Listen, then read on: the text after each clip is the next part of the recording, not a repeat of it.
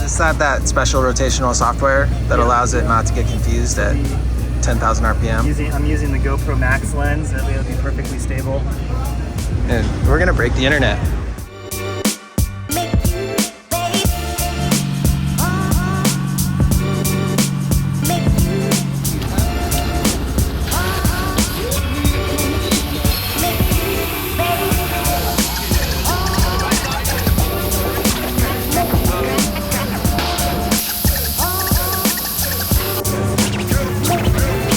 That cam's out. Yeah, that's a sick phone case. Just do the pressures, come on. Let's do the pressures. Tell Yeah, soft spot. This isn't your go-kart, dude, alright? This is a race car. Dude, kill mode right off the trailer. Come on, man. Absolutely. What sort of pressures do you run with Sac City? What's crazy? My car? Yeah. You go to 8? Definitely not. It would not spin.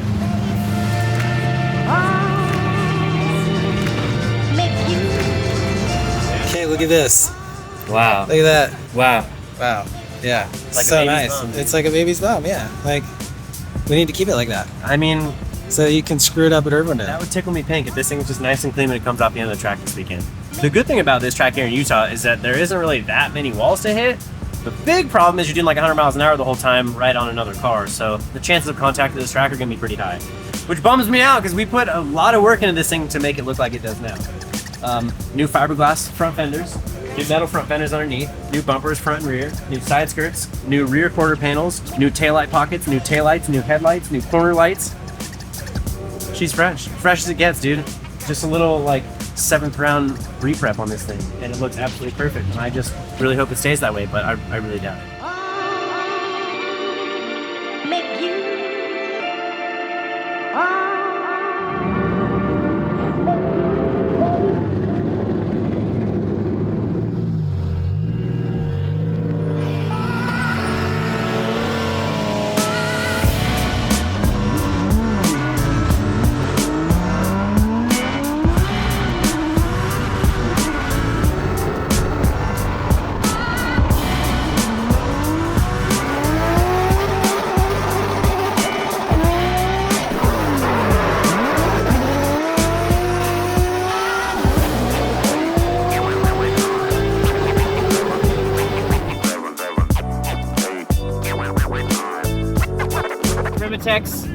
Easy disassembly is what we're rocking this weekend. They came out with it today. Literally, today's the first day that it comes out. So they have 3 of them. They have a red, they have a gray, and then they have a black. And this is basically just easy to disassemble RTV. So pretty insane product, and we're stoked to be representing Permatex out here. That's why we have the special gray this weekend, and ready to get it going. We got a podium in Seattle last round, so obviously we're looking to keep that momentum going. Qualified second at this track last year after only 7 laps of practice, so hopefully we can continue that with a couple of track changes that they had. So weather's perfect.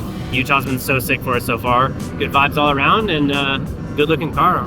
You look good, you feel good, you feel good, you play good, you play good, you get paid good, you know what I'm saying?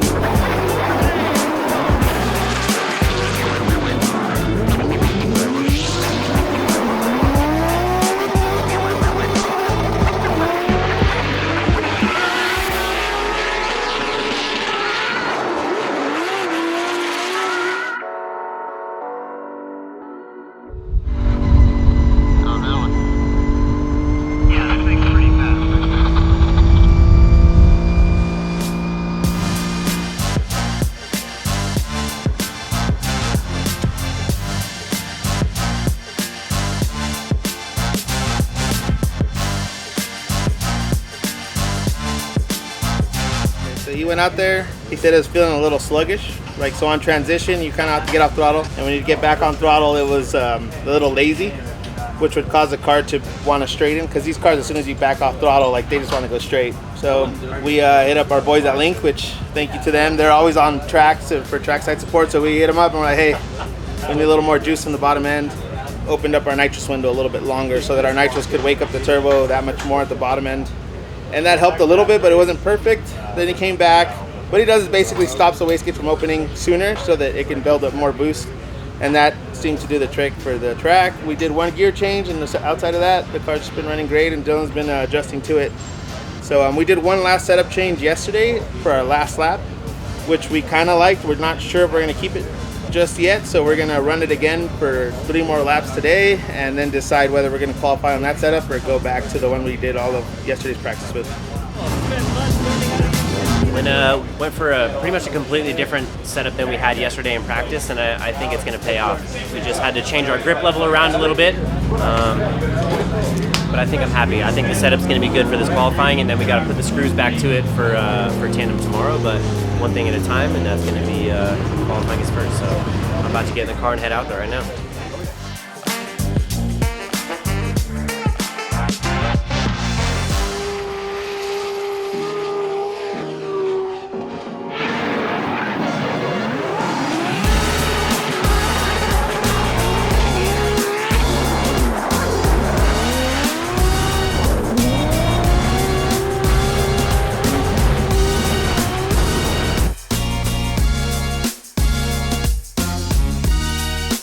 Right, we are here, and you look at this backdrop. Oh my God, this is God's country, as they call it. Round 7 of the Formula Drift Pro Championship knockout qualifying. So some drivers one and done. The bottom drivers will have to re-rack them, stack them, and track them to find out who will fill the bottom 8 spots.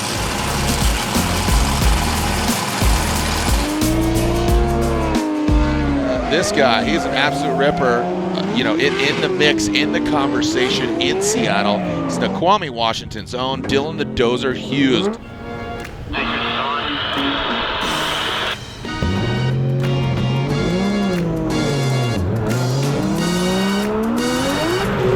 Again, promoting the Permatex Optimum RTV, easy removal. Here we go. Let's go. Let's see what we got here from Dylan the Dozer Hughes. Pass that inside clip into the outside zone 1.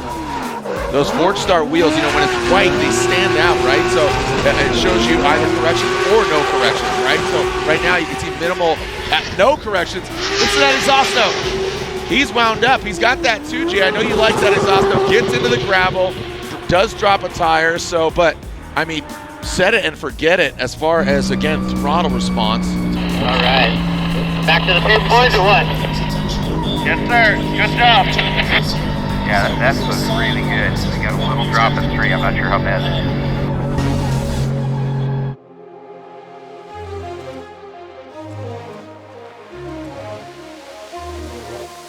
I thought you did better than that, but it is what it is, man. I thought so So too. good, Mike. I thought so too, bro. But like, it's funny if you look at the Number 1 in my book, baby. If you look at the drone shot, the car didn't waver, it didn't wobble, it didn't wiggle, didn't lose speed, didn't lose the line, didn't do nothing. The only thing is the wheel drop, and everyone's been wheel dropping outer too. All day. I drop, never wheel though. dropped there all weekend. Yeah. And I've set it in the same spot, and I was like, yeah, I'm good. And then it was like, oh, okay, whatever. Super sick snap into initiation. Missed inside 1 by a little bit. Outside 1 was sick. Outside 2 was sick. Outside 3, I dipped a tire on the edge of the track, which is kind of crazy. I haven't done that not once all weekend. But it like started to roll over the edge a little bit, and I was like, okay, whatever. I'm just gonna keep my foot through the floor, and maybe it'll kind of drag me back onto the pavement a little bit. So whipped up a little bit of a dirt cloud, and the bike hit me pretty hard for it. I thought my lap was pretty sick, nice and snappy and everything, but ended up with an 82, which ended up 7th overall. And I just finished it up. Looks like I have Diego Higa in the 32. So the dude's no slouch, like he shreds. It's Ryan Turk's old car, 2JZ, Hollinger transmission, sick car and a sick driver. So we got some work to do. We got to put the screws to this thing, make it fast, and we'll be ready to throw down on Saturday.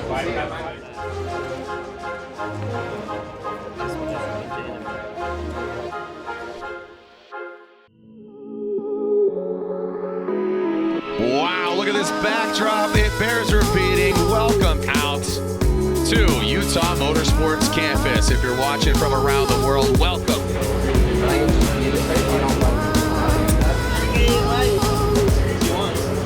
Saturday comp day, baby. We got here super early. We rolled up at like 6:45 a.m. and then we all basically did an insane drag race out there to go and put the cars to try and get in line so we could be the first one to get some laps. It's a little bit chilly this morning, so we got fresh fronts on the car, obviously some fresh rears, so need to make sure we scrub the fronts in, get a lot of heat into them. And this is just going to be a completely different racetrack right now than what we're actually going to compete on here, say in a couple hours once the sun's up and baking the asphalt. So different conditions, but it's early, it's freaking cold, but we're ready to party. Game day.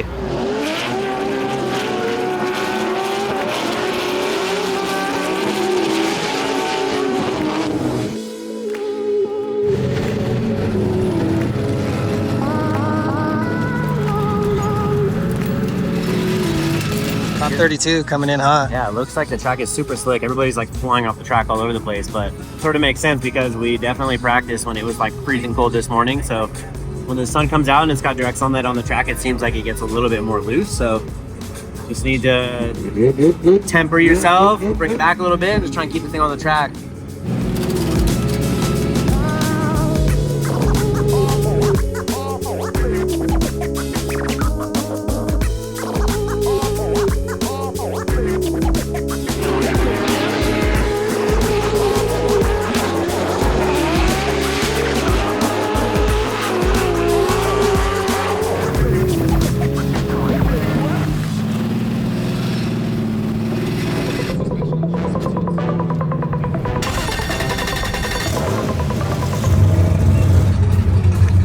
What do you think about it, dude? What do you think about our boy Higa? Do you even know who he is?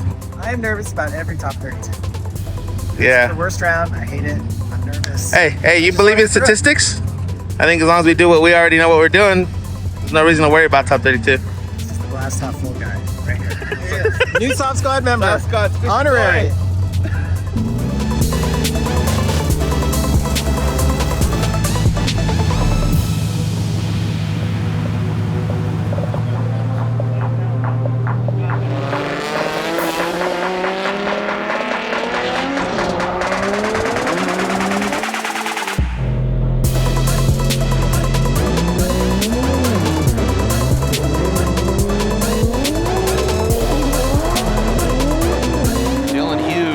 Will be leading Diego. Oh, look at that, 100. I don't know if that's locked and loaded there. Oh, Diego! Talking about the speed. Yeah, he found it. Got right to the side of Dylan the Dozer Hughes. Dylan Hughes, that Permatex vehicle, running that Optimum Easy livery here for this round. And there goes Dylan Hughes, that last outside zone. That got a little sketchy 5,000 there in that first outside zone. I'm sorry about that. I literally missed the handbrake and downshifted. What an idiot. It wasn't that bad, so just make sure you door them all the way around. Push them, make a big mistake. All right, here we go. Let's alternate the order here as we are seeing Diego Higa out front. I think Diego Higa might have a little bit of an advantage here because Dylan comes out of drift but gets a little assist. So we definitely, if you're Dylan Hughes, you really need to step it up here. Let that pressure be known. And Diego Higa, big angle there. You said he's coming to his own here. He's finding that high speed. Dylan the Dozer Hughes transitions. Both these guys with the two chase under the hood. And there goes Dylan Hughes. Don't know if there's contact. We're going to have to take a look at that Permatex Optimum RTV vehicle. The gray car for the gray flavor of that Permatex Optimum RTV. That's probably one of my better chases of the weekend. You guys agree, Jeff? Yeah, they're showing 3 years. Looks really good.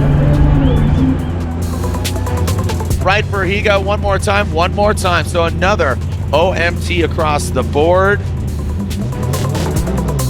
You going to 8? 7. Kill mode. Yeah. 7. 7. Lucky 7.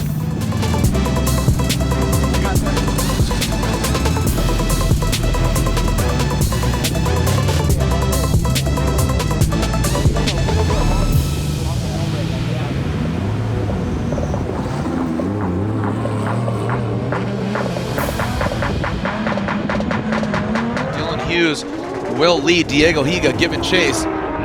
Here we go with that Optimum RTV Easy Permatex vehicle goes in the outside zone. And now you can see a lot more settled than that first time. Diego Higa, he knows he can apply the pressure here to Dylan Hughes. We saw it on that first battle. This is the one more time. Diego Higa coming out of angle there. And now in that final outside zone, Dylan Hughes explodes it, almost gets into the dirt. He does exceed it a little bit, but using that course edge is Dylan Hughes. And like I said, Diego and him really pushing. Nice job. There it is. All right. And like I said, Diego. So Higa off the line here. Yeah, Diego Higa leading Dylan Hughes, giving chase. Diego Higa initiates into that first outside zone. Goes Diego Higa, gets all the way out there. Dylan Hughes buried in that smoke, but now in the second outside zone, you can see really good mimicking of the angle. These guys almost simultaneous and absolutely mirroring each other's angle. Diego Higa, like you said, seems to be finally hitting his stride in that FRS, the 86. So slide him left for Hughes, right for Diego Higa. Dylan Hughes gets 1 vote, 2 votes. Dylan Hughes gets the win. Congratulations to him, Diego Higa.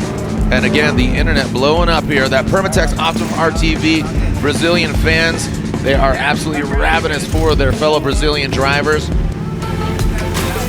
Like made a pretty sizable mistake on our first run of my lead. Like I don't even know what happened. I like bumped the shifter, bumped it out of gear or something. I don't even know. So just mad at myself for that. And I think we got a blessing of one more time.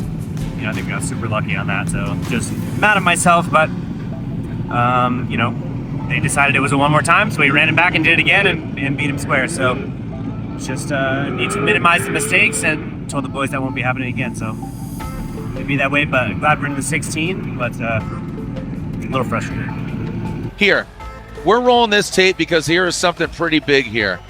This was, I believe, when he led, right? So what's going on here is Diego Higa has issued a protest. And what happened here is, right there, that is understeer by Dylan Hughes. And he even spoke about how much understeer Laurent and him conversed. He talked about how much understeer he had. Diego Higa and his team filed a protest saying that, hey, take a look at this. Right here, you'll see the understeer. It was not caught by the judges. Right there, look at that. I mean, that's what, you know, he's thrown up a bit of a roadblock there, right. And that's what Diego Higa was protesting. The judges looked at that. That would be deemed an incomplete for Dylan Hughes. The run's over. Basically at that point. So what's interesting here is now with this, Dylan Hughes is now sitting on incomplete. Go to the second run. The call has been reversed. Diego Higa gets the win. Dylan Hughes is knocked out after a one more time battle.